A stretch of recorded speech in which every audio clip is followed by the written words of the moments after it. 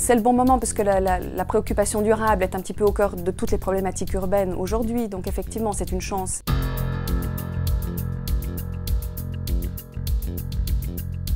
Le canton de Genève est un incroyable territoire transfrontalier. Ses frontières sont surtout françaises. D'un côté la Haute-Savoie, de l'autre le département de l'Ain.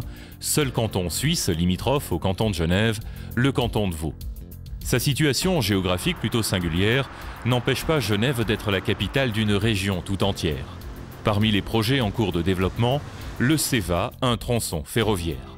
Ce projet d'avenir est aujourd'hui l'épine dorsale d'un véritable RER franco-valdo-genevois, capable de fédérer deux réseaux, français et suisses.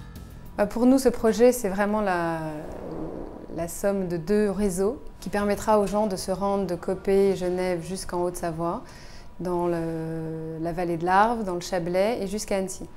À l'horizon 2020, plus d'1 million d'habitants se déplacera dans ce bassin transfrontalier, déjà très saturé aux heures de pointe. CEVA entend donner un nouveau souffle au ferroviaire pour faire du train bien plus qu'une alternative à la voiture.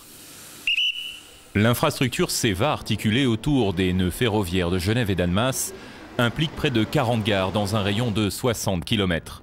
La conception du futur RER vise à satisfaire 4 fonctionnalités.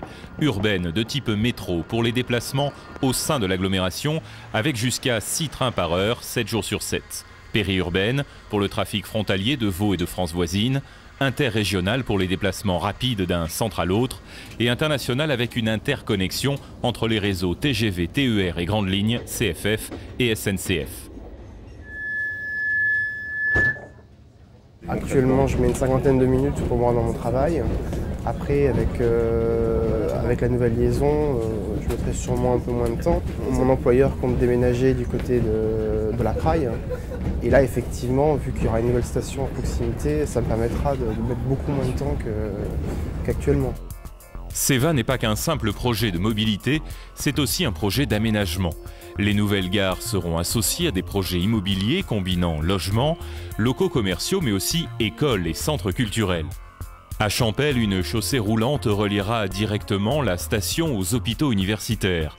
La ligne entre les Eaux Vives et la frontière sera doublée et enterrée en tranchées couvertes, permettant la création d'une voie de mobilité douce en surface. Les 2/3 de CEVA seront ainsi souterrains. Moi, je pourrais dire que ça va me faire des nuisances pendant l'année de travaux, mais que je vais aussi gagner par la suite puisque la ligne sera enterrée. D'ailleurs, on entend là le train passer, c'est un bon spécimen des nuisances actuelles dont il faut aussi parler. Si on a un point de vue un petit peu global, eh ben, c'est une très bonne chose pour Genève, pour sa vie économique. Starter d'un nouvel élan, CEVA est aussi une opportunité pour la SNCF et les CFF qui ensemble ont créé Transferis. Les deux entreprises concrétisent ainsi une coopération transfrontalière aux grandes ambitions.